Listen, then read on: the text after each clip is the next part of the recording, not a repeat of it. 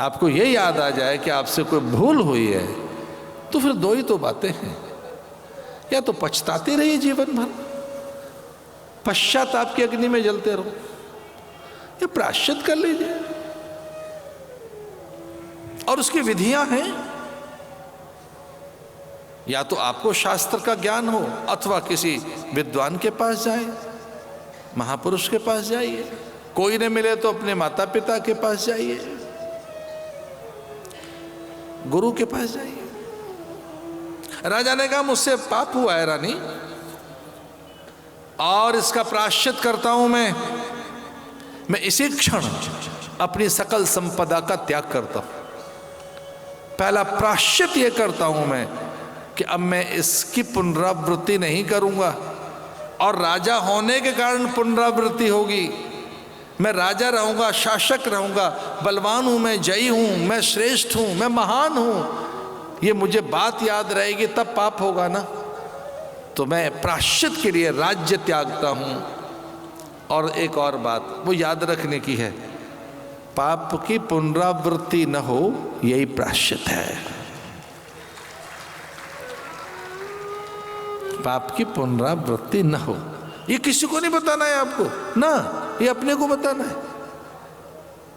I will never repeat ना, कुछ 4 कदम चलूंगा फिर लौट आऊंगा, मैं आगे नहीं बढ़ूंगा।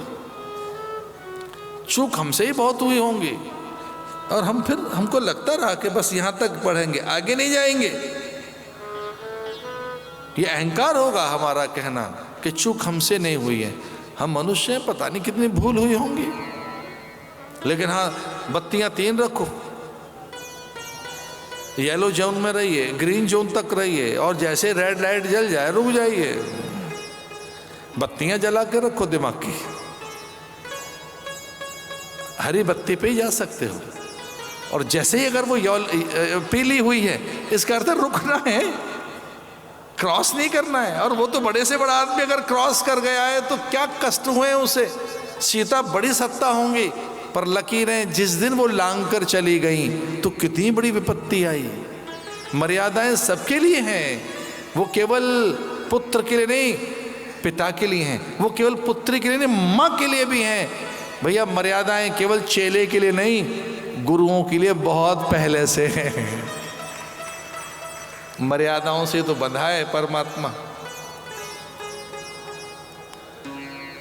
रिपीट ना हो, पुनरावृत्ति ना हो, इसका नाम क्या है। और अगर पुनरावृत्ति हो गई है तो फिर प्रायश्चित कीजिए, फिर से प्रायश्चित कीजिए। गया अपने गुरु के पास जिनका अपमान किया था, गिर पड़े चरणों में जाकर और कहने लगे, देव मैं प्रायश्चित के लिए आया हूं, मुझे दंडित कीजिए, मैं राज्य त्याग कर आया हूं, मैं जीवन पर्यंत इस प्रकार से भिक्षा मांगकर जीवन निर्वाह कर लूंगा। मुझे आदेश दीजिए, एक पात्र मेरे पास रहे केवल मिट्टी का, मैं सोने चांदी के सारे पात्र त्याग कर आ गया। मुझे आदेश कीजिए कि मैं बिछोने के नाम पर पल्लवों का बिछोना बनाऊंगा, केवल पल्लव, केवल पत्ते। मुझे आदेशित कीजिए कि मैं छत के नीचे नहीं, पेड़ के नीचे सोऊंगा।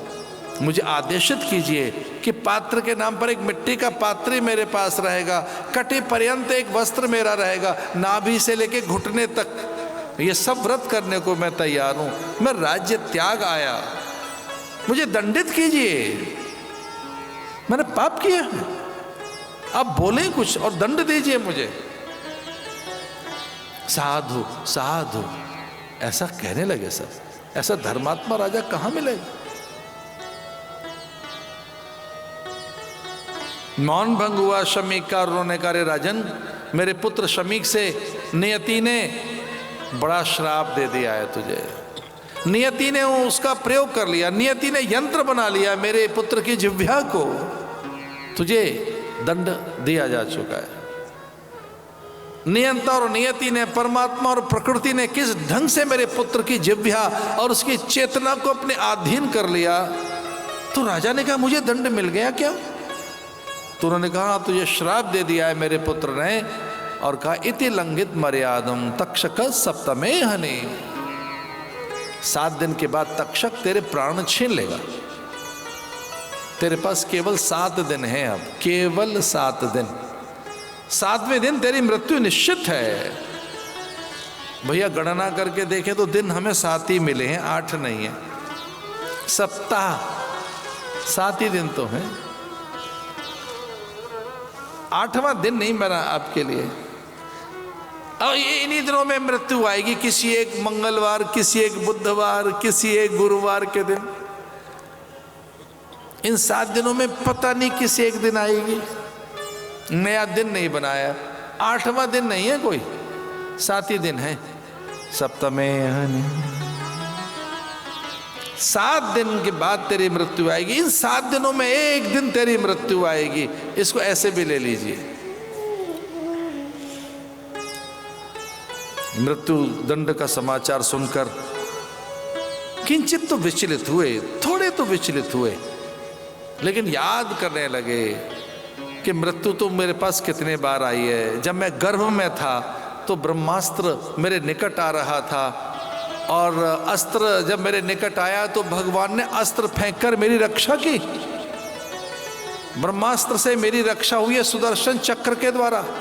तो जब अस्त्र मेरी मृत्यु का कारण बन रहा था, तब भगवान ने ब्रह्मास्त्र की रक्षा, ब्रह्मास्त्र से मेरी रक्षा करने के लिए सुदर्शन चलाया था। अब किसी एक साधु ने मेरे प्राण छीनने के लिए श्राप दिया है। अब शब्दों से मेरे प्राण छीनने की योजना बन रही है, अथवा वचनों से, अथवा कोई संत है जो श्राप दे रहा है, तो अब फिर वचन ही मेरी रक्षा भी करेंगे। इसलिए मेरी कोई रक्षा फिर गुरु ही करेगा।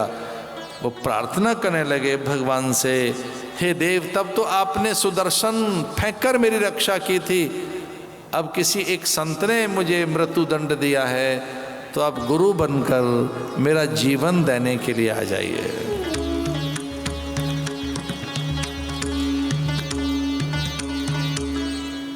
कि जब गुरु जीवन में आ जाता है तो वो घटना कुछ ऐसे होती है जैसे अंधकार हो और सूर्य आ जाए।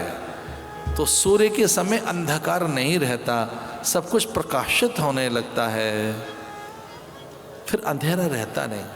उसकी विनय नहीं करनी होती, उसे प्रार्थना नहीं करनी होती, अंधेरे का ये कहकर आह्वान नहीं करना होता, अब आप जाइए। अब सूर्य का क्रम है, अब सूर्य का शासन है। एक किरण आती है, अंधकार भाग जाता है। एक बच्चा हमसे पूछ रहा था, ये गुरु कौन है? हमने कहा जागरण के देवता का नाम गुरु है। ये गुरु कौन है? हमने कहा गुरु ये प्रकाश दूत है, ये उजालों का स्वामी है, ये उजियारे का संदेश वाहक है, ये आलोक पुंज है भैया, प्रकाश का स्वामी है जहां जीवन है। तो जागरण का देवता कोई है, आत्म जागरण का देवता तो वो गुरु है। वो विचलित होकर निकल पड़ा, वह नारायण, वह शंकर, वह ब्रह्मा, वो अवधूत दत्त जैसे शुक में ऐसे साकार होकर परीक्षित के सामने प्रकट हो गया। अतः प्रक्षामि संसिद्धि योगिनां परमं गुरुम, अथ प्रक्षामि संसिद्धि योगिनां परमं गुरुम। स्थूले भगवते रूप मनोसंहारी।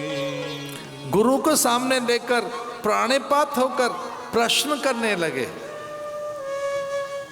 भैया प्रश्न पूछने बहुत कम लोगों को आते। संत सामने हो, गुरु सामने हो, तो तैयारी से पूछना।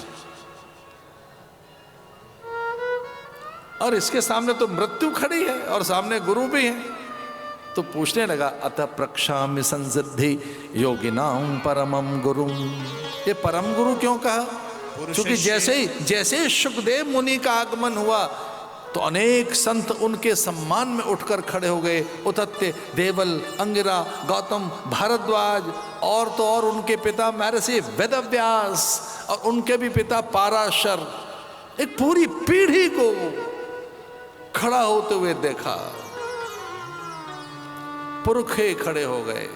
सुखदेव मुनि के आगमन को देखकर जिस ढंग से महर्षि वेदव्यास उठकर खड़े हुए और उनके भी पिता पाराशर, तो मनी मन वो समझ तो गया था कि गुरुओं का गुरु है, कोई परम गुरु है, ये सामान्य तो नहीं है।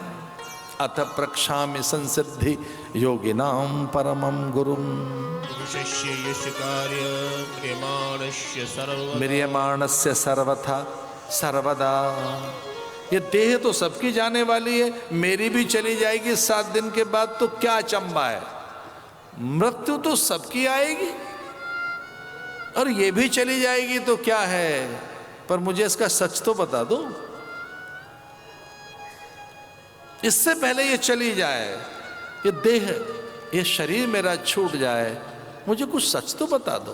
अब आप सामने आ ही गए हैं तो थोड़ा उजियारा मुझे भी दे दो, थोड़ा प्रकाश मुझे भी मिले, मैं सत्य जान सकूं जीवन का। और ऐसा जिज्ञासु जानकर सुखदेव ने कमंडलू का जल लिया। ये हठी ही ऐसा कर सकते हैं, योगी ही ऐसा कर सकते हैं। और उन्हें हाथ में जल लेकर प्रतिज्ञा की कि तू जैसा शिष्य पाकर मैं धन्य हो गया। अरे परीक्षित, जब तक तुझे ईश्वर का साक्षात्कार नहीं हो जाएगा, जब तक तुझे ब्रह्मानुभूति नहीं हो जाएगी, मेरी कथा भी बंद नहीं होगी, चलती रहेगी, चलती रहेगी। और ये तो भैया हमारी भी हट है कि जब तक हमें जिज्ञासु मिलते रहेंगे, हम भी शास्त्र को साकार करते रहेंगे।